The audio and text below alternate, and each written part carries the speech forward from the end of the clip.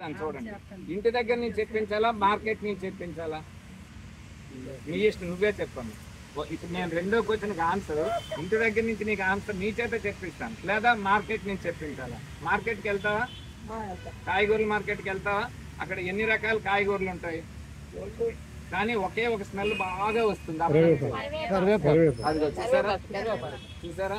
ఇంటి దగ్గర నుంచి అన్నాను. ఇంటి దగ్గర మనం ఆయిల్ వేస్తాం, ఆయిల్లో ఏమేస్తాం చూడండి. తర్వాత ఇంకో తెలుగులో హిందూ ట్రెడిషన్ ప్రకారం మరొక సామెత ఉంది. ఏంట్రా ఇంత కష్టపడ్డా నన్ను కరివేపాకులో తీస్తానంట. కరివేపాకు తీయకండి, కరివేపాకు ఎట్టి పరిస్థితుల్లో తీయకండి.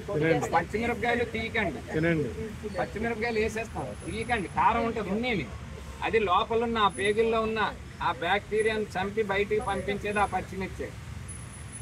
అర్థమైందా? దయచేసి పచ్చిమిర్చిని పారేయకండి, కరివేపాకు అస్సలు పారేయకండి.